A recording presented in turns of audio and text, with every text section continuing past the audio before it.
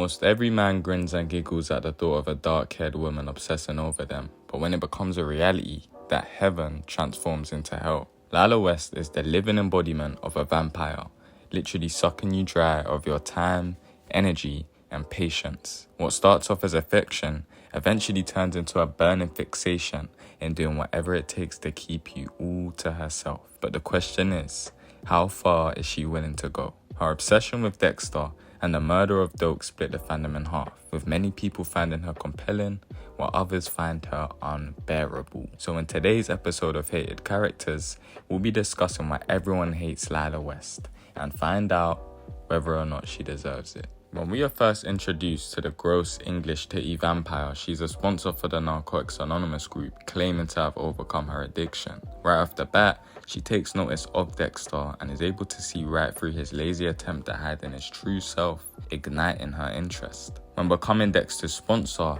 she appears to be fun and quirky with the unusual ability of making him feel okay with who and what he is. Better yet, she doesn't even feel disgusted when looking at the BHB bodies. Instead, to her, there are. But the person who did this is a person just like me. And if this isn't a red flag, then I don't know what is.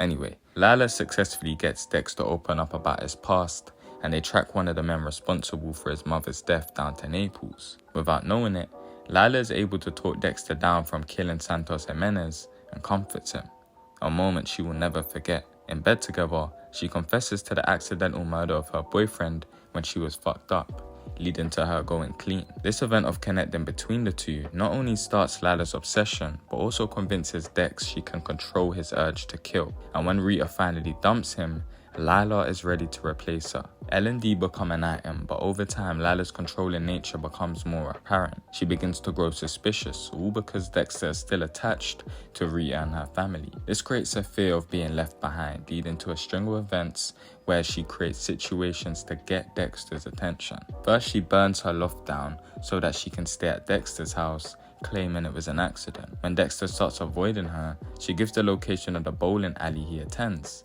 to Santos Jimenez, successfully recreating the night Dexter needed her. Finding out the truth, Dexter finally realizes how dangerous Lila is, especially since he's got Miami Metro and the FBI on his ass. Lila, now single and ready to mingle, uses Angel as a pawn to get Dexter back by framing him for SA, but this doesn't work. Still hopeful, she steals Dexter's GPS and finds the cabin Doakes is locked up in.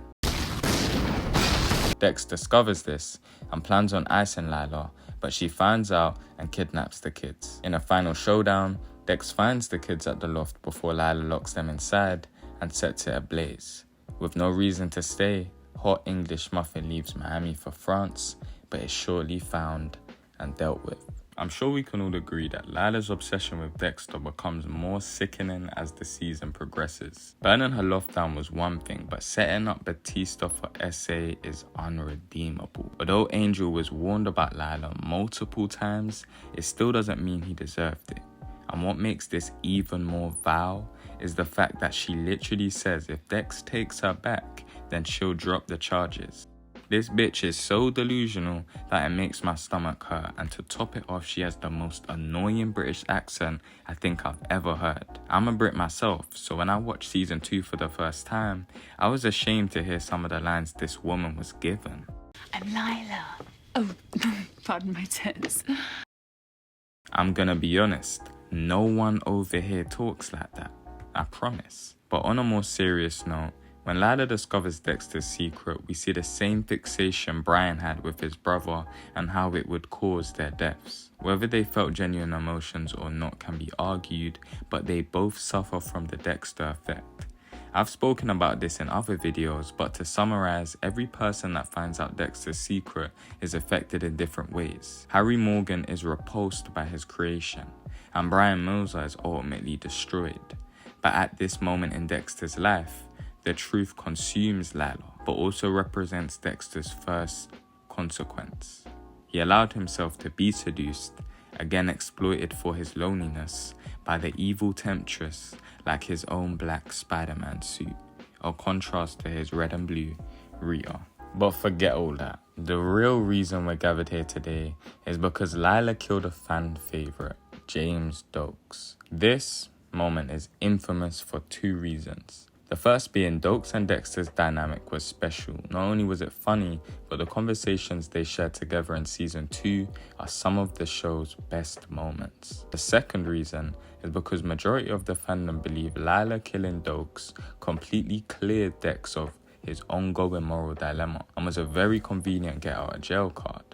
Now Dexter's plot armor is real, I won't deny that, but this can easily be debunked. Before Doakes' murder, Dexter plans on framing him.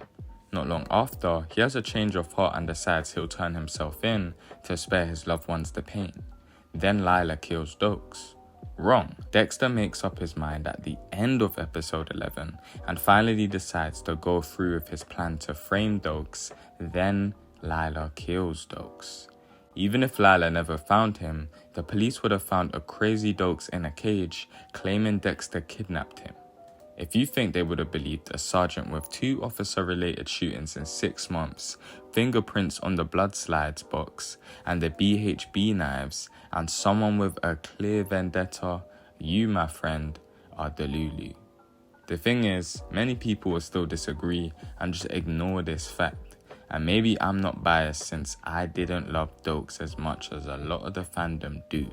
Hey, he's due an episode. Lila's biggest sin to me is her anticlimactic death. Despite her being a very memorable villain, she has arguably the worst villain death in the show. Actually, she does have the worst villain death in the show. For one, we don't even get to see Dexter travel to France, he just pops up at her hotel. For 2, they barely talk. You know the big final talk Dexter has with his big bads? It just falls flat here, very flat. I sometimes wonder if Lila got away in the end, would it have been any better than what we got? We know Dexter was in a rush to catch his flight, so he does Lila quickly, but for all the bad she did, she goes far too quickly. Think about Brian, Miguel, Trinity, even Jordan Chase had a better death than Lila, and that's saying something. Lila to me is a woman deeply deprived of love, and just like Dexter longed to connect with someone, and when she finally does, it only makes her afraid of being alone again. Her seductive ways paired with her love for fire are tools for her excitement, as Lila is incapable of feeling emotions. After all, her reason for going to support groups is not for recovery, but instead to observe. The importance of Lila is she teaches Dexter to accept himself without having to kill his sister, but also crushes his fantasy of someone finding out his secret. Her voice is so annoying, she sets up Angel for SA, she kills Doakes and tries to ice Aster and Cody.